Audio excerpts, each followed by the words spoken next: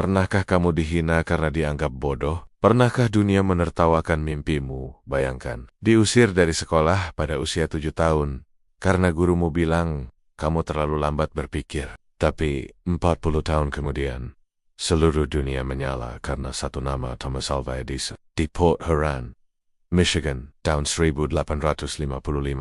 Seorang anak kecil pulang dengan wajah tertunduk, membawa secari kertas dari gurunya. Dengan tangan gemetar, ia memberikan surat itu pada ibunya, Nancy. Anak Anda terlalu bodoh, kami tidak bisa mengajarinya lagi. Namun Nancy tidak menangis. Dengan penuh keyakinan, ia menatap putranya dan berkata, mulai hari ini, ibu yang akan jadi sekolahmu. Thomas kecil tumbuh berbeda dari anak-anak lainnya. Rasa ingin tahunya tak terbendung. Setiap buku yang ia temukan, ia lahap dengan penuh semangat. Di ruang bawah tanah rumahnya, ia menciptakan laboratorium sederhana dari botol bekas, kawat, dan baterai. Meski pernah tidak sengaja membakar lumbung karena eksperimennya, Thomas tidak pernah menyerah.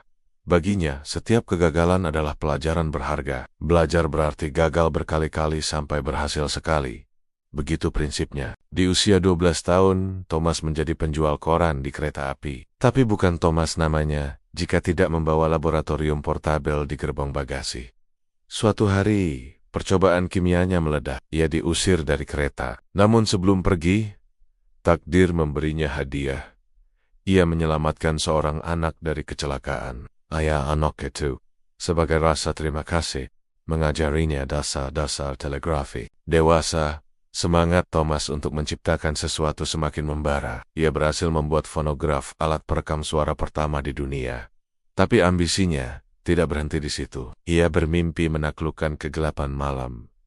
Ribuan percobaan, ribuan kegagalan. Setiap hari ia ditertawakan, bahkan oleh sesama ilmuwan. Tapi dengan tenang ia berkata, aku belum gagal. Aku hanya menemukan 10.000 cara yang tidak berhasil. Hingga malam bersejarah itu tiba. Tahun 1879, di sebuah ruangan gelap, sebuah bola kaca kecil menyala. Cahayanya hangat, lembut, dan tidak padam. Thomas Edison telah berhasil. Dunia menyaksikan malam pertama yang diterangi oleh cahaya buatan manusia. Beberapa tahun kemudian, kota New York menjadi kota pertama yang bersinar di malam hari. Manusia akhirnya bisa bekerja, berjalan, dan hidup normal.